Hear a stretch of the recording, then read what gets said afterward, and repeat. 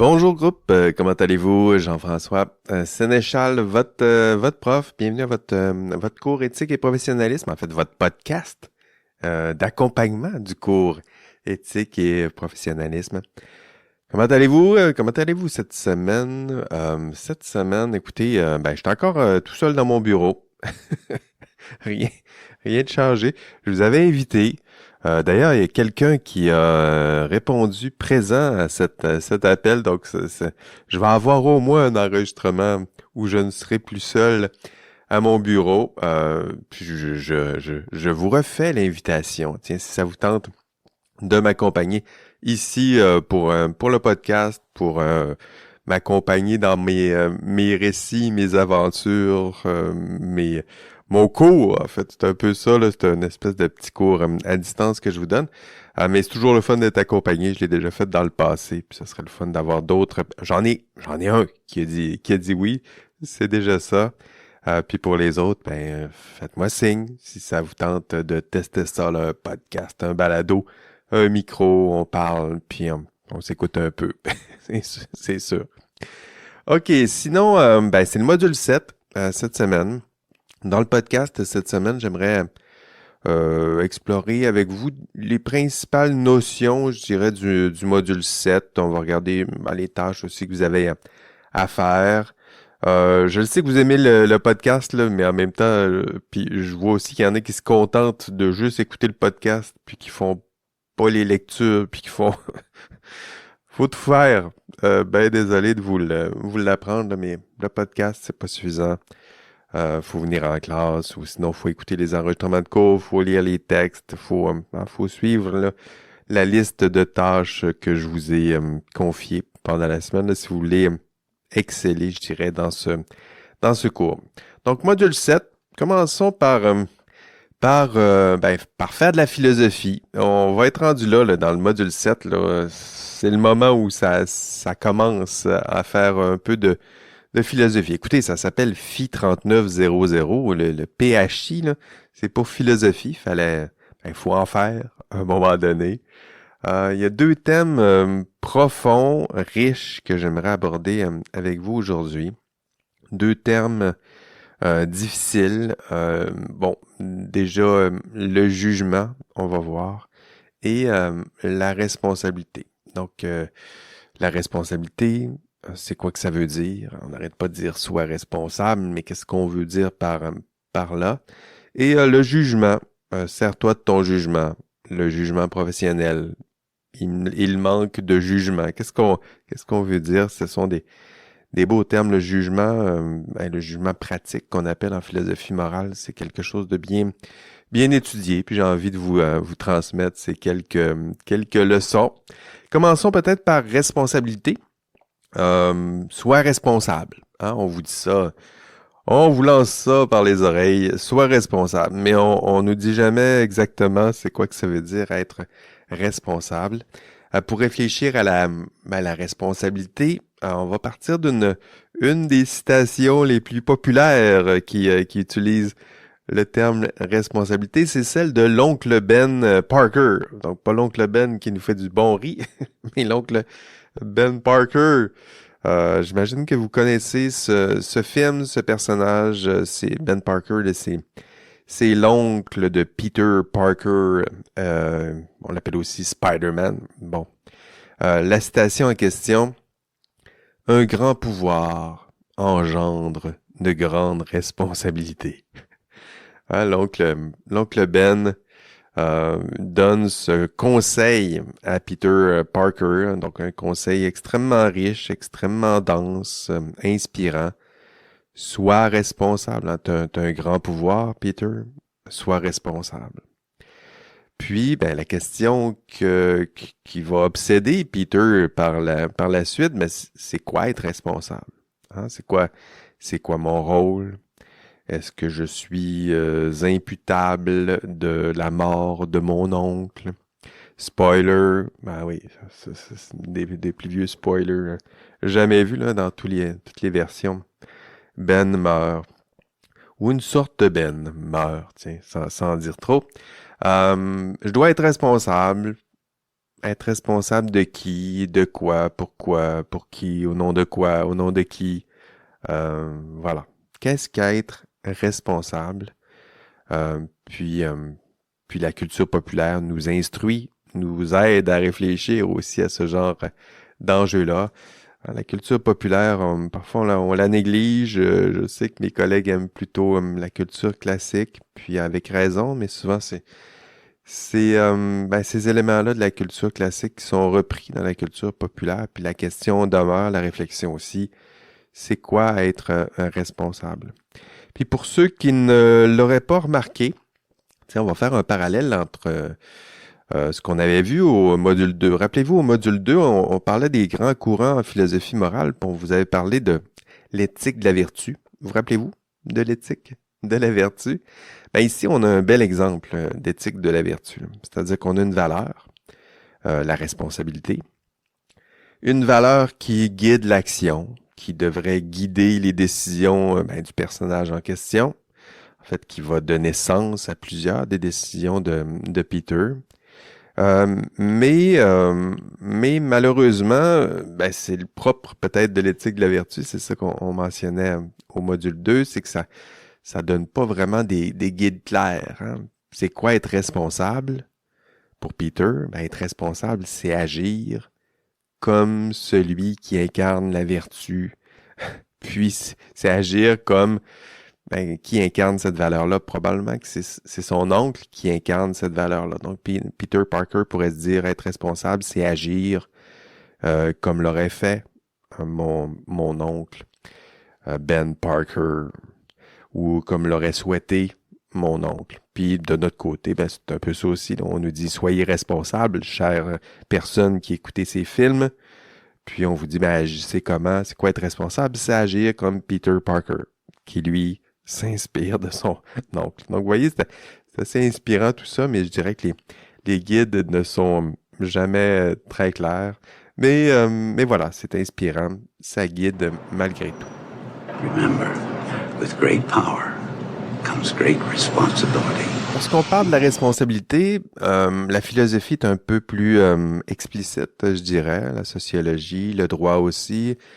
C'est des champs de la connaissance qui se sont commis en matière de responsabilité, qui ont essayé d'expliciter le terme, de le déplier, puis de nous en donner un peu plus d'explications.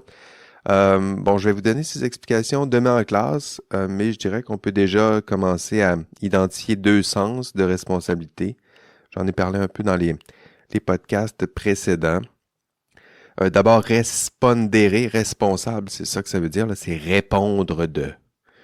Ou répondre à, je dirais. Il y a deux sens, le sens rétrospectif et prospectif.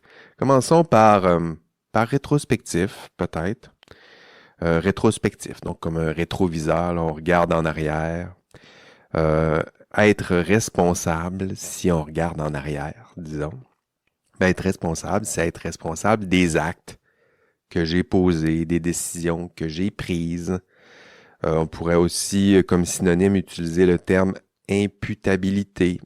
J'en ai déjà parlé, mais c'est ce que ça veut dire, pointer le doigt vers quelqu'un, je suis responsable, c'est moi qui est coupable, c'est moi qui a posé ces gestes, qui a pris ces décisions délicates, puis on peut me pointer du doigt pour me donner le blâme ou le mérite, si ça s'est bien passé.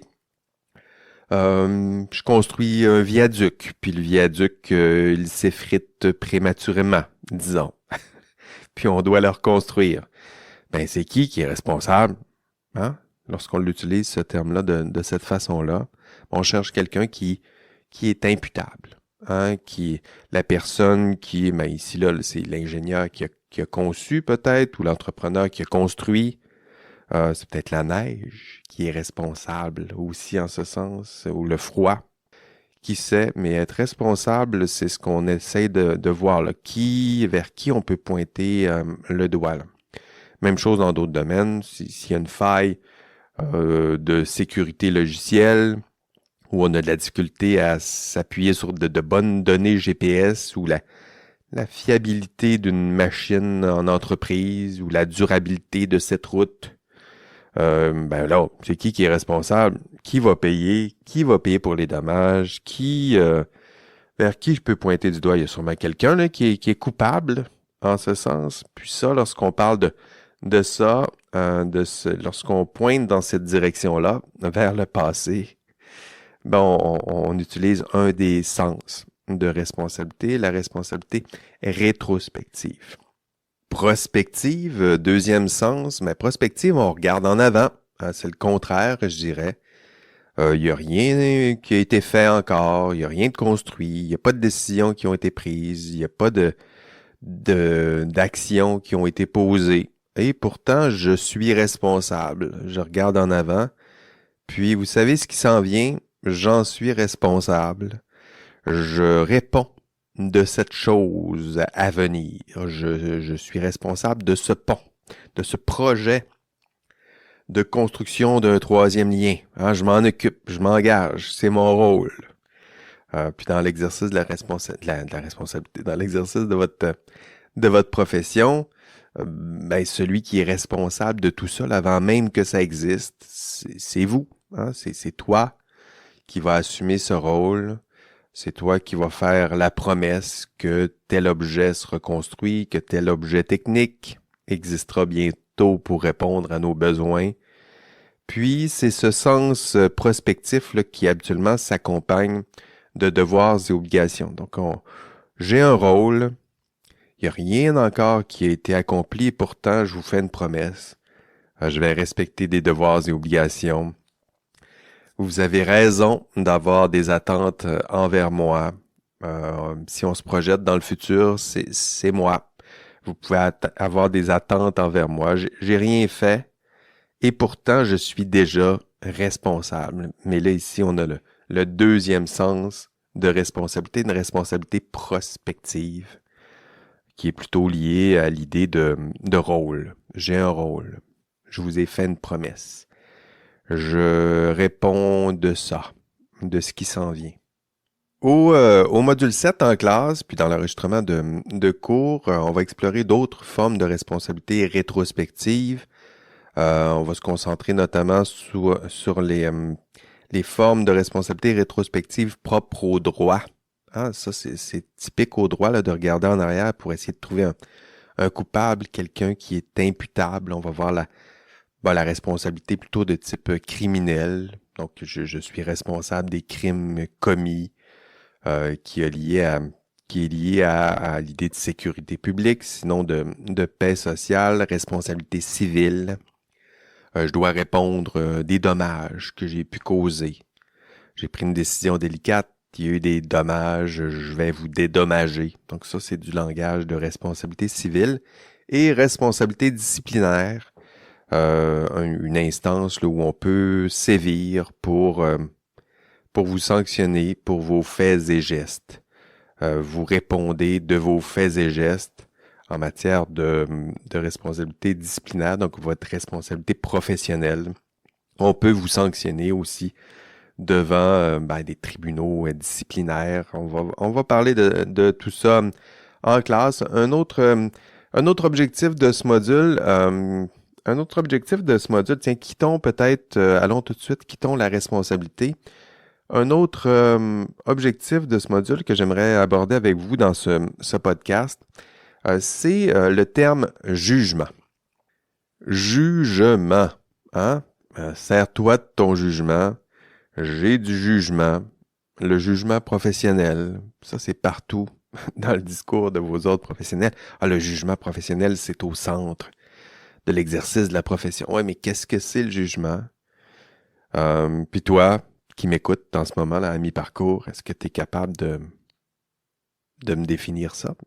C'est quoi le jugement? C'est un terme qui est difficile. Là. C'est quoi le jugement? Pas des exemples de jugement. Là. Le jugement, c'est quoi? Tiens, appuie sur pause, puis fais-moi une définition à voix haute. OK, là, préparez-vous, là, c'est de la grosse philo. Oui, là, ça s'appelle FI 3900. Là, on est au cœur de tout ça. Faut en faire un peu, hein? En philosophie, tiens, on va même prendre des philosophes classiques. Prenons Aristote. Bon, c'est des idées qui ont été reprises par Kant, évidemment, plus tard. Le jugement. hein, le jugement pratique, le jugement théorique. Pour Aristote, le jugement, c'est quoi? Le jugement, c'est l'acte de prédiquer une chose. Prédiquer une chose. C'est peut-être pas des expressions que vous utilisez à tous les jours, mais prédiquer une chose, c'est quoi? C'est associé à une chose, un prédicat. Un prédicat, c'est quoi? Ben, c'est une qualité, c'est un attribut. Commençons par ça. Hein? Je vous avais dit qu'il fallait être attentif, là. C'est de la philo. Prédiquer une chose, c'est dire... quel exemple je pourrais vous donner? Je vais le dire déjà de façon théorique, là. Prédiquer une chose, c'est dire cette chose X, prenons n'importe quelle chose, hein. Cette chose X, elle est... Trois petits points. Puis là, je me prépare à dire quelque chose à propos de cette chose. Oh non! C'est le verbe être qui se pointe, là, qui peut créer des problèmes. C'est un verbe complexe. Le verbe être, là, il est là dans toutes les langues et on dit plusieurs choses avec le verbe être. Mais prédiquer une chose, c'est dire ce que cette chose est. Hein, avec trois petits points. C'est le verbe être qui vous prépare à vous dire quelque chose d'important. Hein? On le fait tout le temps, là. Je vais donner des exemples peut-être plus pratiques, là. Ça sera plus simple pour vous. Si je dis ce chien, ce chien, il est... Trois petits points. Puis là, je dis beau. Je suis en train de prédiquer. Hein? Je suis en train d'accompagner cette chose, c'est le chien d'un prédicat. Ce chien, il est beau. Ou je pourrais dire, cette information que j'ai vu passer là sur les réseaux sociaux aujourd'hui, elle est, trois petits points, X. Là, je suis en train de prédiquer, je suis en train d'associer à cette information un prédicat.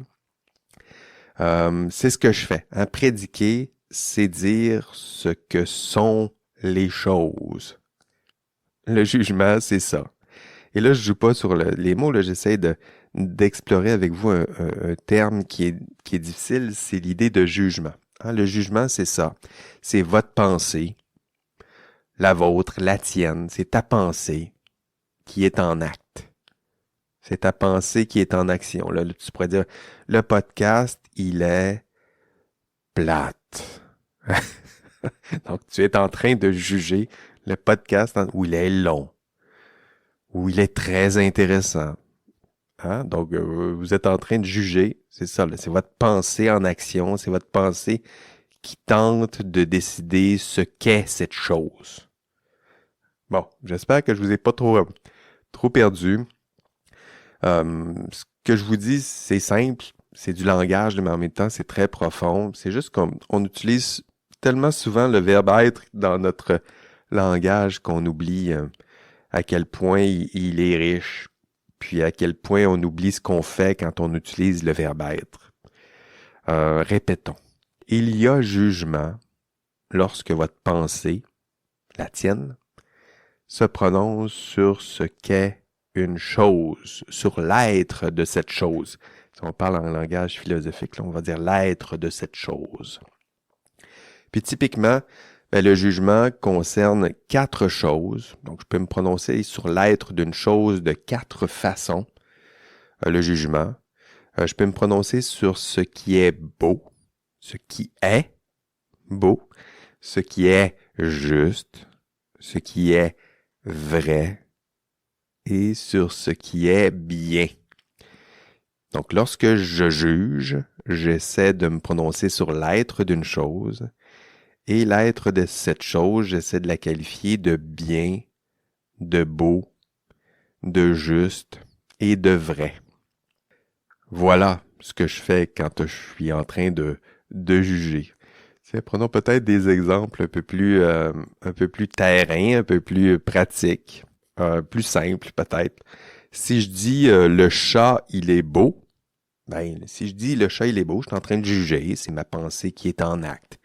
Puis je me prononce sur l'être de cette chose. Cette chose, c'est le chat. Puis je me prononce par rapport au beau. Hein? La beauté. Le chat, il est beau. Je suis en train de juger. Puis évidemment, vous comprenez que ça implique une préconception de ce qu'est la beauté. À ce moment-là, on parle de jugement esthétique. J'ai une préconception de ce qu'est la beauté. Des fois, c'est pas explicite, là, mais j'en ai une. Puis je me prononce. Je suis en train de juger ce chat, il est beau. Parce que j'ai en tête une conception de ce qu'est la beauté. Autre type de jugement, on parle de jugement scientifique. Peut-être. Habituellement, un jugement scientifique, c'est on se prononce sur l'être de cette chose, mais dans son rapport avec la vérité. Hein, si je dis cette étude scientifique, elle est vraie, c'est un jugement, parce que, encore une fois, c'est la pensée, c'est la tienne qui se prononce sur cette chose, puis la chose en question, c'est l'étude scientifique, puis que ma pensée se prononce dans un rapport avec la vérité. Hein, je dis cette étude, elle est vraie. Puis là aussi, ça implique une préconception de ce que serait la vérité. Hein? Il y a ça aussi dans le jugement, on saurait ce qu'est la vérité. Puis à ce moment-là, on parle d'un jugement, parler de jugement scientifique, mais la philosophie parlerait plutôt d'un jugement épistémique, donc qui a rapport à la connaissance et à son rapport avec la vérité. Un rapport qui habituellement est teinté de doute lorsqu'on parle de la vérité. Voilà. Comprenez-vous un peu ce que je raconte, j'espère? Sinon, un autre exemple, quel exemple que je pourrais puiser dans... Ah oui, j'en ai un. Je pourrais me prononcer sur ce qui est bien ou mal. À ce moment-là, ce serait un jugement éthique ou moral. Je vais me prononcer sur... l'exemple que j'avais en tête, c'est huer l'hymne national américain lors d'un match de hockey, c'est mal. Hein?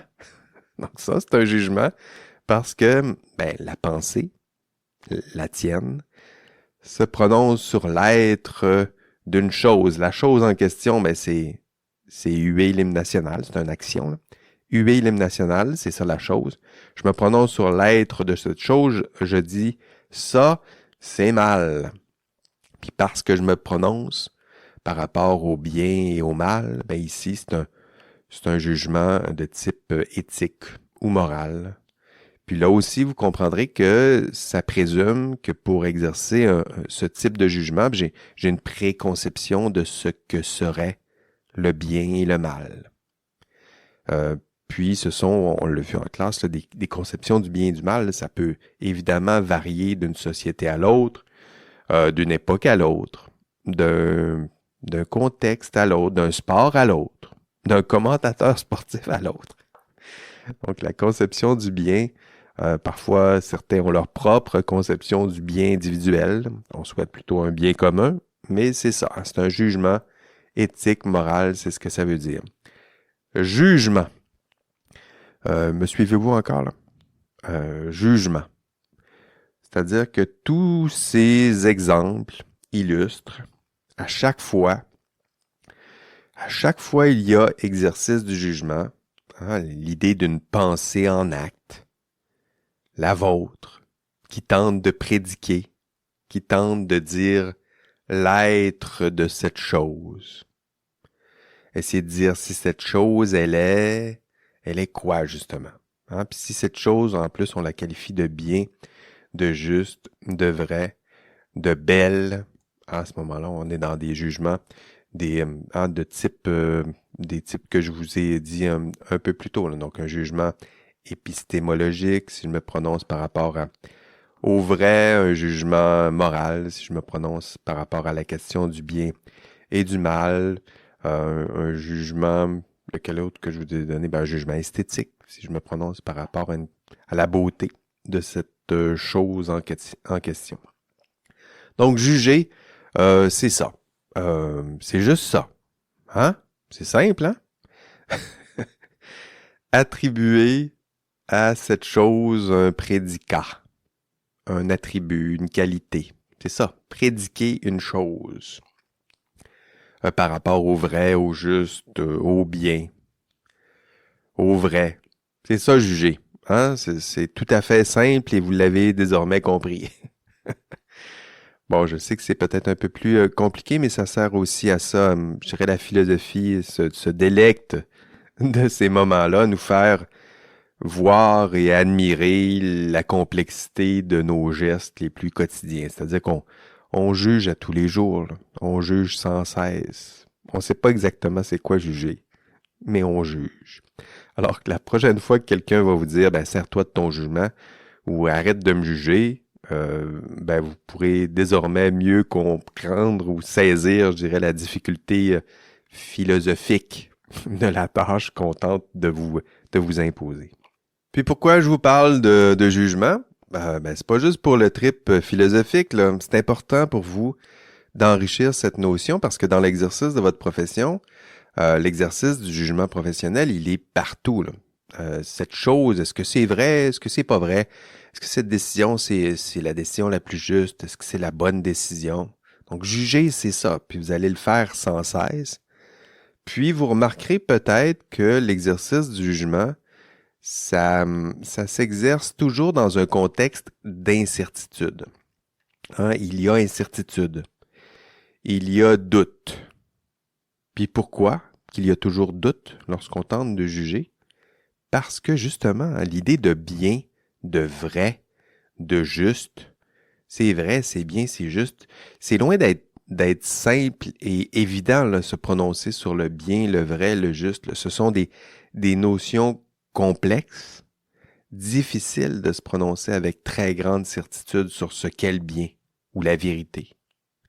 Puis justement, hein, la prudence exige qu'on se prononce avec en reconnaissant que ces domaines-là sont dans le champ de l'incertain. C'est difficile de se prononcer sur le bien, le vrai, le juste, le beau.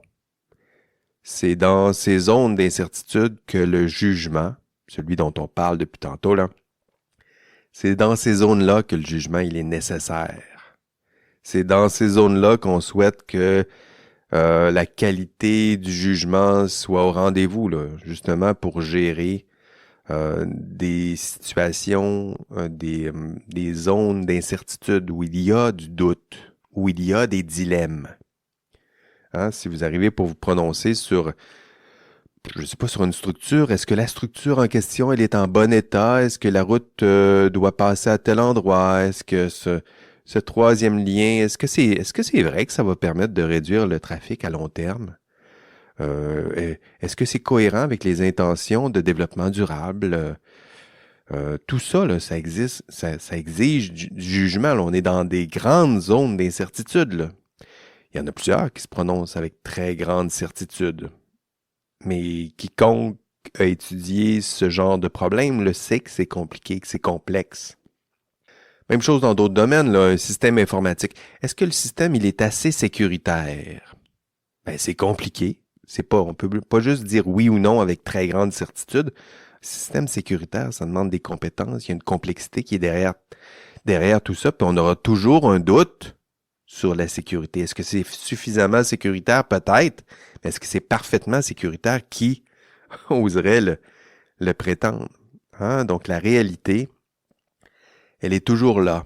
Elle est toujours dans ces grandes zones de doute et d'incertitude. Puis le jugement, il est nécessaire dans ce genre de contexte pour décider, toujours dans ces contextes d'incertitude. Puis qui va devoir se prononcer? Qui va devoir exercer son jugement professionnel dans ces belles zones d'incertitude? Ben c'est vous, mes petits amis. C'est vous qu'on place dans ce genre de contexte, face à ce genre de problème, pour exercer un jugement. Puis si vous vous comprenez pas encore exactement c'est quoi le jugement, ben vous pouvez toujours explorer le strict contraire, c'est-à-dire le manque de jugement. Toujours bon d'explorer le contraire. Hein? Si vous savez pas c'est quoi la santé, quand on tombe malade, souvent ça devient plus clair. Là, c'est quoi la santé? Même chose pour le jugement. Si c'est pas encore clair, ben on va explorer le contraire, le manque de jugement. C'est quoi le manque de jugement? C'est quelque chose dont on se plaint parfois là, en explorant les réseaux sociaux, en disant mon Dieu, que ces personnes-là manquent de jugement. Les connaissez-vous, ces personnes-là? Ils sont partout, hein. Elles sont partout, ces personnes qui manquent de jugement. Puis j'ajouterais, des deux côtés de n'importe quel débat d'ailleurs. Hein, on les voit toujours de l'autre côté d'un débat, là, mais ils sont toujours de part et d'autre d'un bon vieux débat bien polarisant, là. Dans ces extrêmes, il y a toujours ces personnes qui manquent de jugement. Puis il manque de quoi au juste? Est-ce qu'il manque d'informations, de connaissances? Ben non. Souvent, ces personnes-là en ont à la tonne des informations et des connaissances. Hein, curieusement, je dirais que le signe le plus évident du manque de jugement, ben, c'est lié à ce qu'on disait plus tôt, c'est le refus d'accepter cette part d'incertitude dans le savoir. C'est ça, le manque de jugement. C'est le déni, le refus de la complexité. Hein? Vous discutez avec quelqu'un, là, certain avec un grand, il est certain ou elle est certaine avec un grand C. Ben voilà, le jugement refuse désormais de s'exercer puisqu'on est dans des zones de certitude. Puis n'importe qui a examiné n'importe quel problème scientifique complexe. Mais justement, c'est complexe tout ça, c'est compliqué. Il y a des zones d'incertitude partout. Quiconque étudie un problème avec une grande rigueur là, le sait, plus on approfondit le problème, plus c'est complexe. Puis à la fin, on arrive à un avis, on exerce un jugement, mais on le sait que ce jugement reste incertain. C'est peut-être le jugement le plus fiable qu'on peut donner, mais en même temps, il y aura toujours ces zones d'incertitude. Hein? Et ça, vous en aurez dans n'importe quel domaine. Les ponts, les routes, les structures, c'est compliqué. Tout ça, la santé, c'est complexe. Quoi d'autre? Ben, construire un avion, un pont, une fusée. Qu'est-ce que vous construisez? Un robot, un logiciel. C'est compliqué. L'arpentage, les données GPS, l'intelligence artificielle là-dedans, faire de la chimie, comprendre à l'échelle moléculaire, faire des études géologiques. Concevoir des vaccins, qu'est-ce que vous faites d'autre? Faire de la recherche, c'est complexe. C'est complexe. On peut pas réduire la réalité de tout ça à des simplifications, c'est souvent ce qui arrive.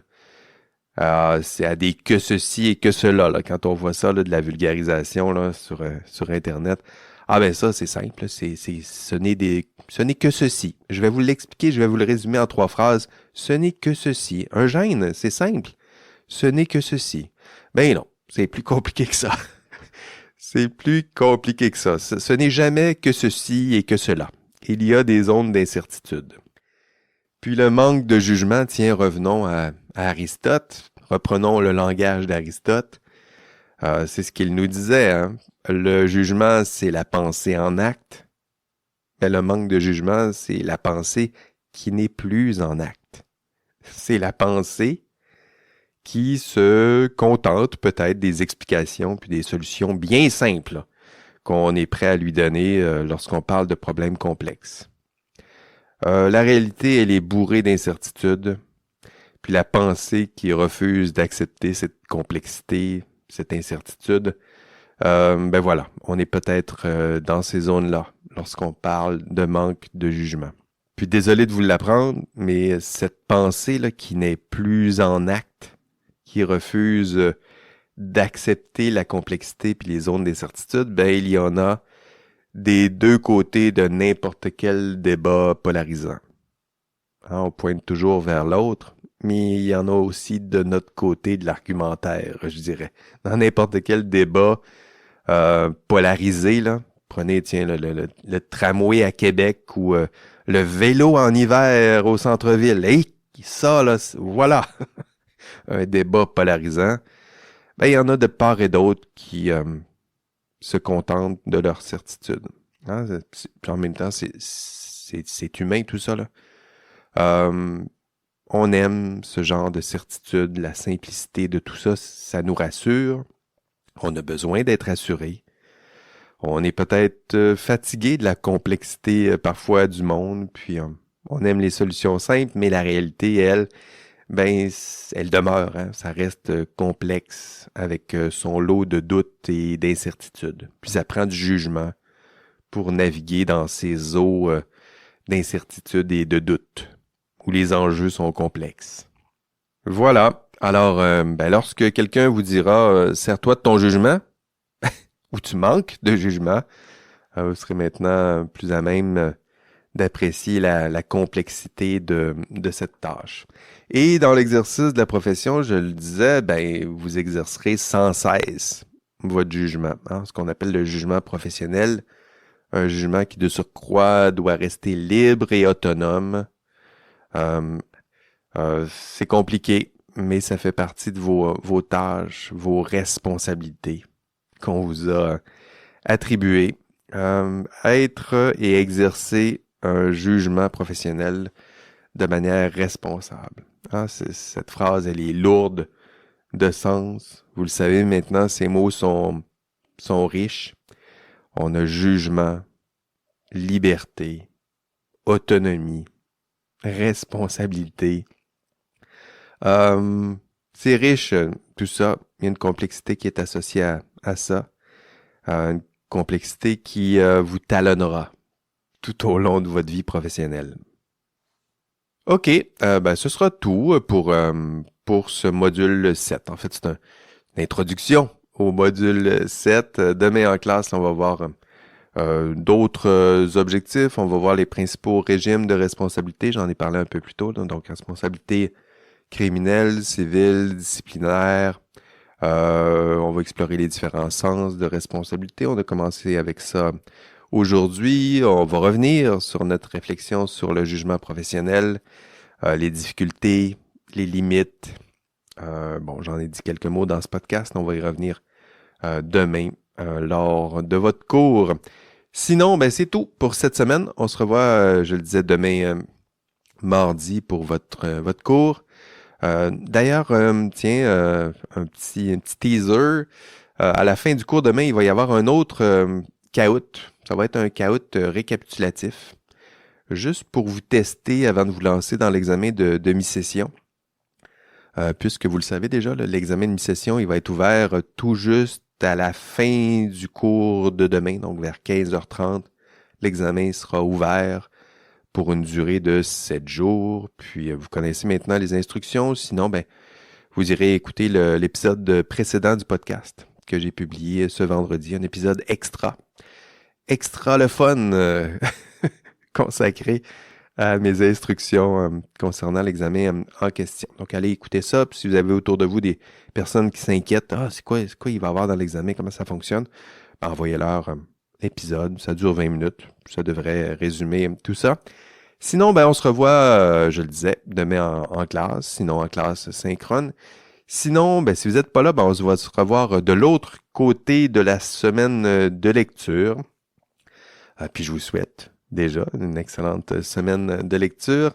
D'ici là, prenez soin de vous, soyez responsables et servez-vous de votre jugement.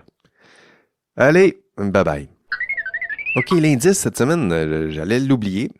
L'indice cette semaine, ça va être la définition d'Aristote de jugement, qui va comme suit. Le jugement, c'est l'acte de prédiquer, dire si une chose est, vous pouvez mettre est en caractère gras là, pour bien le voir à l'écrit, dire si une chose est juste, bonne, vraie ou bien. Allez, bye bye.